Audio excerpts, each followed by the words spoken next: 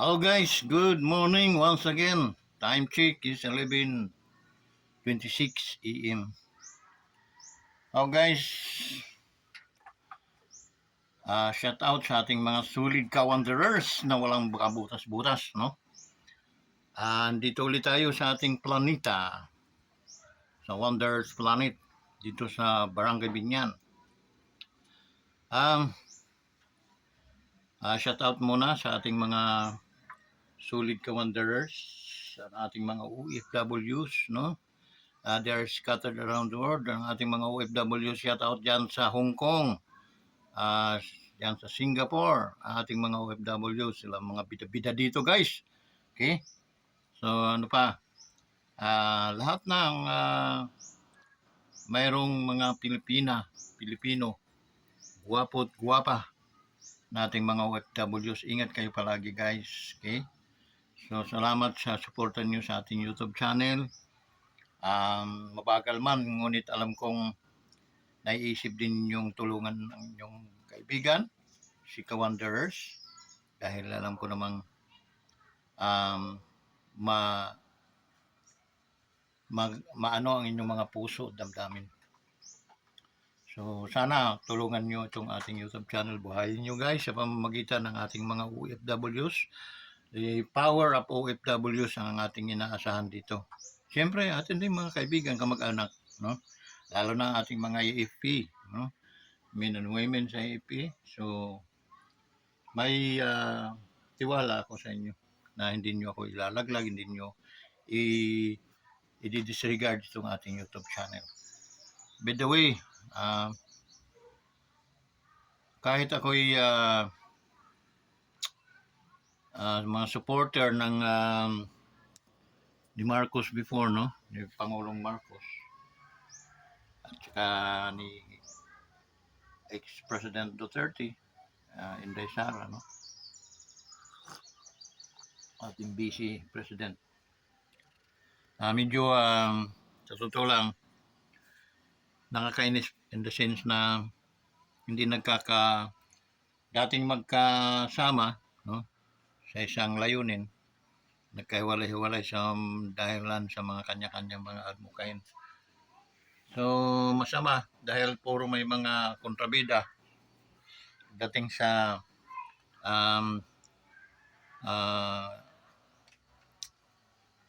grupo ni Marcos, ni BBM, may mga vlogger din na kumukontra sa mga na nagpapaumpisa ng samok ng gulo, no? Nagsabong-sabong. Ganon din naman dito kay Inday Sara. Sa mga Duterte, may mga vlogger din dyan na ang layunin lang ang pagguluguluhin, no? Pagsabong-sabungin din. Iba ito si Ka-Wanderers, no? Namamagitan tayo. Pag nakikita natin na dapat pinturahan, pinipinturahan natin. Okay?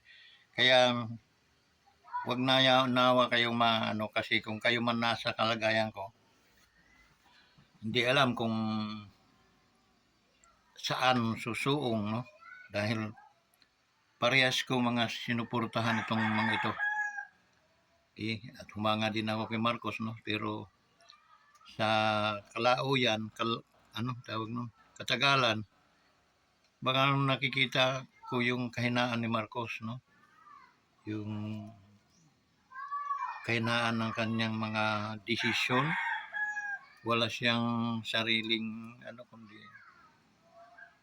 na lang siya doon sa mga udyok-udyok, no? Because hindi kaya ni Marcos, ni BBM na salaulain ng mga Duterte. Di ko alam paano nangyari yun, no? Ngayon, ako yung nagtataka din. Ngunit hindi ko dadagdagan yung sigalot nila, no? Hindi ako magdadagdag. Ngunit patawarin nyo ako kung pipinturahan ko yung mga dapat pinturahan. Okay? Tulad yan. Sa totoo lang, peace and order natin nung kapanahonan ni Pangulong Duterte ay 85% talagang na-neutralize niya yung yung peace and order. Pero dito kay BBM, in his 3 years, walang project, napabayaan na ang peace and order, ang mga makakaliwang mga grupo, andyan na naman, kumbaga jumbo-jumbo na naman sila, ay di ba hindi maganda. Intonation ay hindi maganda. So, ngunit, problema na nila yun. Okay? Tayo mga mamayan, tayong victim dito dahil sa mga nangyayari, no? Hindi nagkakaunawaan, kanya-kanyang lusot. Pero, malala ang korupsyon ngayon, sa totoo lang. Okay? Dahil maraming nakapaligid kay BBM na puro mga mandurugas. Okay? So, kung i-audit lang lahat yung mga congressman na yan, senador, malulula tayo. Okay? And then, yung nakakainis dyan, pinagpawisan ng mga taong bayan yan. Hindi naman yun basta-basta lumutang na lang dyan mga salapi na yan. Buwan-buwan, no? Araw-araw. Pinaghirapan yun. Pawis. Dugo at pawis yun ng mga mamamayan. Kasi kaya nga, inahalal kayo para pagkatiwalaan. Gumawa ng batas. Gumawa ng ang mga mambabatas. Hindi hindi para labakin ang mga batas. Sa nangyayari ngayon, linalabag na nila ang batas. Okay? Yung mga congressman, manlalabag na ng batas, hindi na sila yung tagagawa ng batas. Okay? So, di ba napakahirap? So, sinong sisisihin mo dyan? Sisisihin mo natural ang pamunuan, ang pamuno, ang pinuno. Bakit hindi niya na neutralize yan? Okay? Yun ang isang baka nahiya, kamag-anak, yung mga nandudugas, walang kamag-anak pag ikaw ay hinalal ng tao. Dahil hindi ka naman hinalal, dahil kamag-anak ka. Okay. So yun guys, dito naman kay na Vice, siyempre defensive sila. Kasi nga, ganun din, marami rin mga nag-uudyok ng mga vlogger, ng mga siraulo din. Okay. Tingnan nyo yan si Marlica. Ano nangyari Marlica? Okay. May nangyari ba sa kadudat mong bibig mong animal ka? Di ba wala?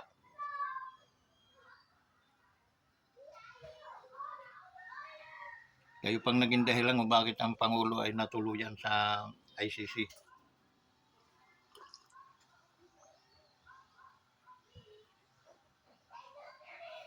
Kayo ay nanahimik na lang. Okay. Di dapat nagkaganyan yun. Siyempre, hatred to hatred, naglalaban-laban na hanggang sa sumasabog na ang bawat isa. Yun. Pero hindi ko kinakampihan ang Marcos, no? Dahil alam kong ramdam natin yung pagiging weak leader niya, yung wala siyang sariling disposition, ramdam natin yun. Kaya,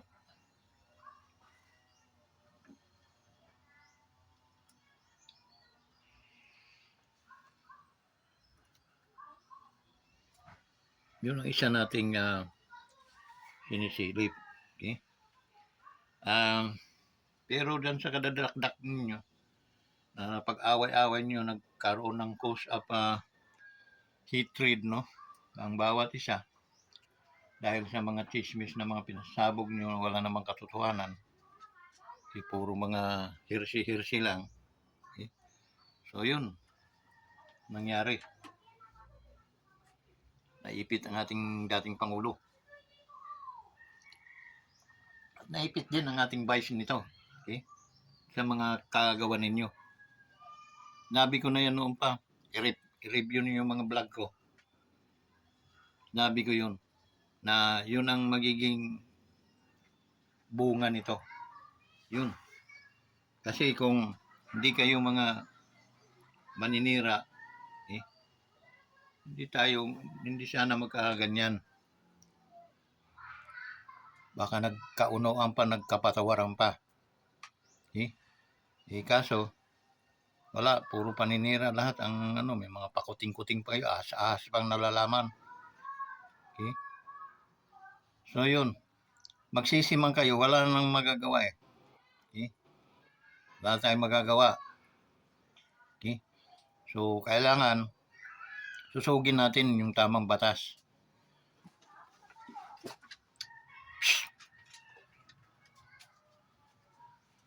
Ating anuhin yung mga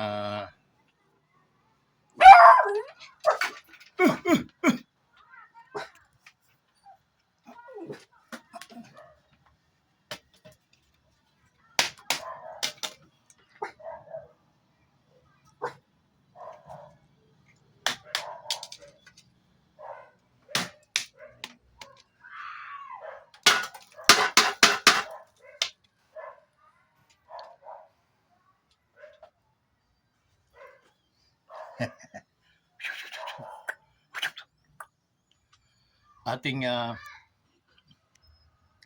himay-himay na lang ngayon ano yung tama na naayon sa batas. Tama ba yun na ang ICC ay makialam? Dahil may mga abogado na mga expert daw, sabi, tama daw dahil ganon. Pero ako, tatapatin ko, hindi ako abogado, pero ganito lang kasimple, no? 1 + 1 lang ito eh. Okay? Equals 11. Ganito lang yung guys. Okay? Once na winidraw mo yung iyong sovereign, yung pagiging member ng isang club o on that very moment, on time, nag-resign ka, effective today. Now, effective today, you are not belong anymore to that goddamn group, no? Ganon lang kasimple. Pinag-aralan yun ng mga ng mga tao. Okay? Di naman yun sa kuiba nakuha. Pinag-aralan yung guys. 2019, nag-withdraw tayo dahil nga alam naman natin wala namang say-say talaga yung ICC na yun, no? Malinaw na nagpa-function yung ng Pilipinas. Nakakahiya. Yak! Presidente, ano bang nangyari sa'yo? Linwog mo talaga sa kahihiyaan ng Pilipinas. Instead na kahit galit, gaano ka kagalit sa tao, pero tiningnan mo yung kahihinat na ng isang bansa, no? Pinigil mo yun, teka, kahit ako galit yan sa taong yon, hindi naman pwedeng salaulain ninyo ang aming soberenya, no? May sarili kaming korte dito, kaya wala kayong karapatan na because yun ang ibinitaw mo 3 years ago, Mr. Marcos. Yun ang sinabi mo na hindi mo papapasukin ang ICC. Because natama naman yon doon sa batas, no? Na wala silang jurisdiction, kinat na yung jurisdiction. Kung ano man ang mga debatable yan, okay? Pwede natin pagdebatihin yan sa mga korte. Dito, sa korte natin, hindi sa international. Halata naman na pamumulitika yung mga ginagawa ninyo eh. Halatang halata. Okay? Because, if itong mga taong ito, pag napilayan, baldado na ito sila, wala na. Pero pagkakamali nyo, kahit wala na yung mga Duterte, wala na ang dating Pangulo, wala na si Inday, hindi na po itatangkilikin ang mga Marcos at saka itong kanyang mga tuta. Tandaan ninyo yan, mark my word, no? Because yung kasumpa-sumpang ginagawa ninyo, re-raise back po yan sa mga utak at mga isip, puso ng mga Pilipino. Iba ang Pilipino, huwag niyong basta-basta ah, i-downgrade yung mga utak nito because naiiba tayo sa buong Asia. Pero ngayon, tayong mga siraulo, naluging luko-luko ang mga Pilipino. It because sa mga leader nating mga bangag. Okay? Totoo lang.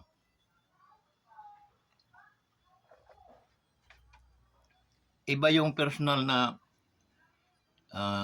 galit natin, no? Pero kung tutusin, kahit ka ngay balatan ng buhay, mapapatawad mo pa rin yung apelidong Duterte. Bakit? Sa laki ng utang na loob ninyo dyan. Okay? Kung ang isang tao hindi balasubas, ang isang tao ay hindi burabos, hindi warak ang utak, yung ginawa ni Pangulong Duterte sa inyong ama, ang nagpalibing ito sa libingan ng mga bayani, ay talagang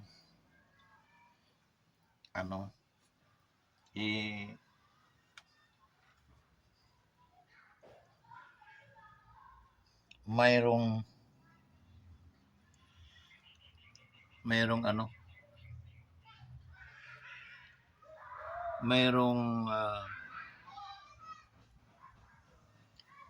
nakikita tayong utang na loob, okay? Na kahit hanggang sa kamatayan ay taglay-taglay ng mga Duterte yung inyong pasasalamat. Ngunit anong ginawa ninyo? Doon mo makikita ang isang taong kahit saan ka magpunta at anong gawin mo, hindi po grasya ang ahabol sa iyo kundi yung karma. Malalim-lalim ang karma nito hanggang third generation. Okay? So, pagkakamali mo bibiin, no? Pagkakamali ng iyong mga, walang ibang masisisi kundi ikaw because you are the president. Okay? That's the reason why nasisi din si Pangulong Duterte sa mga namatay doon sa drug war, pero kapakipakinabang yon sa bansang Pilipinas. Okay? And the sense na paparusahan din siya ata dahil sa humanity, pero unhuman kasi yung mga namatay. Sa totoo lang, wala bang karapatan yung mga biktima nila na magreklamo din? Nagpapalakpakan pa yung mga magulang, mga salaula naman yung mga magulang na yon. Alam mo bakit? Parang yan, may mga siraulong pakalat-kalat yan sa kalsada. Walang pumapansin, pero may mga kamag-anak yan. Oras na yan ay nadisgrasya. Saka maglalabasan ang mga magulang yan. Diba? Ang sarap pakuan ng mga ulo kahit didus lang. Okay? Yung mga magulang na pumapalakpak doon sa video na hinuli daw si Duterte, pagbayaran ng kayong dapat magbayad kung ako nga ang presidente, no? Kung hindi lang yung si BBM ang presidente, naging ako, bitin ko kayo patiwarik isa-isa. Tingnan natin yung ICC kung makano, dahil paninindigan ko wala kayong jurisdiction sa aming bansa. Wala kayong karapatan dito na sa aming lugar, sa aming bansa. So, di ba? Ganun lang kasimple. Dahil nga hindi ko alam kung paano naging presidente itong presidente ng Pilipinas ngayon, Basta nabudol kami. Binuto namin yan. Okay? Ang kanyang katunggali, si Vice President, na supposed to be, si Inday ang presidente. Okay? Nagbigay lang si Inday ng tsansa dahil medyo may edad-edad na ito si BBM. Bata pa naman si Inday. So, kaya pa niyang magantay. Pero, ano nangyari? Binudol din. Malaki, Marcos, ang iyong pagkakamali.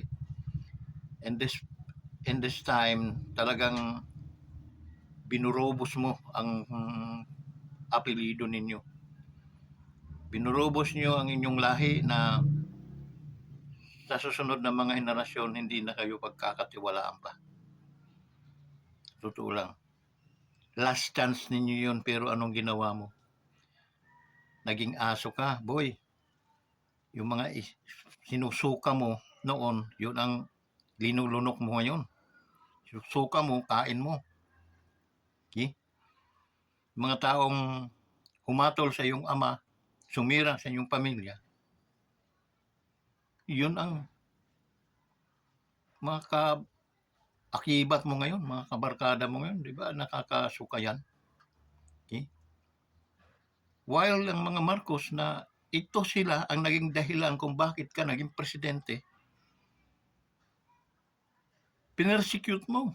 My God, what kind of mamaldo you are?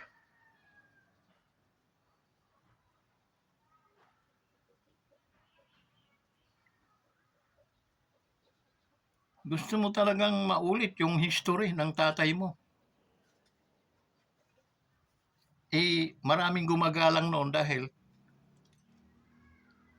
maano yun, madiskarting tao. Hindi, napakalayo sa'yo yun. Napakalayo sa'yo. Para kang ang hindi anak nga ay. Malayo ka.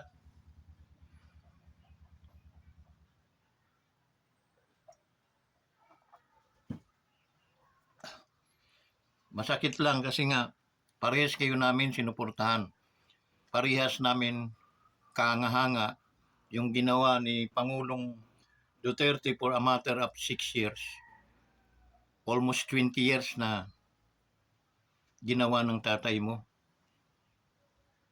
Pero okay lang yun sana kung naging matuwid kang klaseng presidente.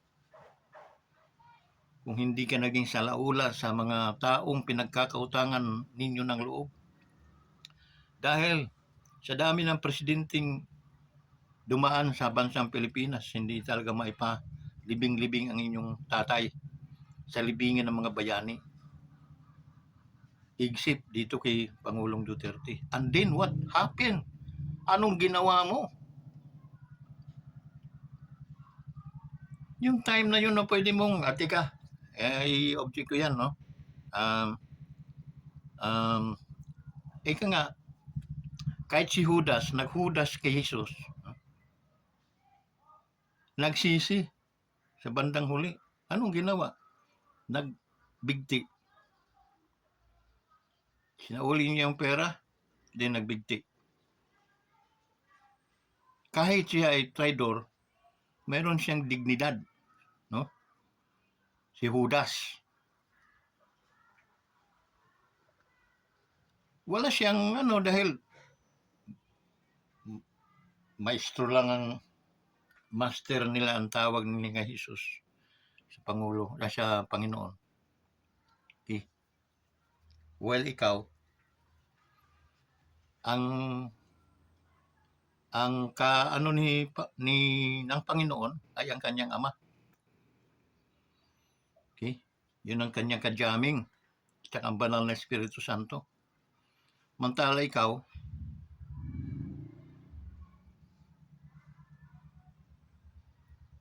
naging presidente ka nang dahil sa Marcos? Hindi eh. Nang dahil sa mga Duterte, naging presidente ka. Utang na loob yan. Nang dahil sa mga Duterte, ikaw ay, ang tatay mo, nailibing sa libingan ng mga bayani. Utang na loob yun. Okay? How come na nagawa mong hindi ipagtanggol, nagawa mong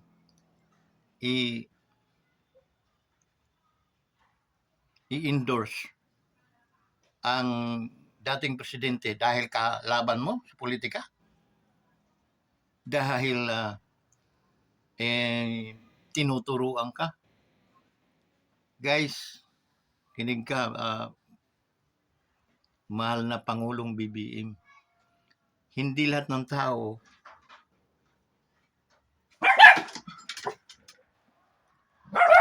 maglalambing nang dahil sa ano, yung malambing ang pagdating sa iyo. Hindi.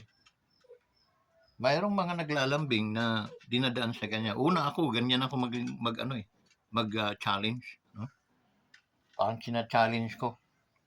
Kaya lahat ng mga gawain ay inaano ko, yung kinukontra. Kung kakontra-kontra naman.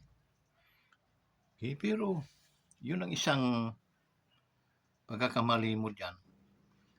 Dahil napakalaki ng utang na loob mo sa mga Duterte. Sobra. Napakalaki. Ngunit hindi mo talaga binigyan ng malaking impact na actually napakalaki ng aking utang na loob dito. Kaya mga anak, hanggang sa tayo ay nabubuhay, magpasalamat tayo sa mga tao ito. Pero what happened? Nakuha mo. Okay? Nakaya ng iyong prinsipyo, ng iyong puso na i-endorse mo si Pangulong Duterte, ex-president, sa dayuhan. Okay? Na pwede mong arborin yun. Bubu ka talaga. Pwede mong, ops. Mayroon tayong ganito ang ano ng ating batas. At bilang ako isang presidente, aking itong hindi ko ipapahintulot na lapastanganin ang ating soberenya sa ating batas sa mga dayuhan. Kaya kung gusto nyo, magkakagulo tayo. Diba? Yun ang leader. Okay? Kaya hindi dapat ganoon ang gagawin. No? Ikaw dapat ay namagitan bilang isang pinakamataas na leader sa ating bansa. But ngunit nakita talaga natin na you are so weak, no? Wala talaga ikaw sariling disposition sa buhay. Ang nakikinig ka lang sa mga udyok. Saka dahil ikaw ay kinukontra, wala kang ginawang wala. So yun guys, no? Maging pulot to ng na mag-i-eleksyon ngayon, ilang buwan na lang. Okay? I-shoot natin sa inodoro ang kanilang mga kandidato. Shoot sa inodoro katulad ng 8 Diretso nung araw. Okay? Kasi may liwanag dito kina Pangulong Duterte ang pamunuan, ang pamumuno sa ating bansa. Pag iba ang namumuno, talagang may problema tayo. Okay? Ubus ang pera natin, wala namang project, puro pinamigay sa mga ayuda, ginawang tamad ang mga Pilipino, gusto nila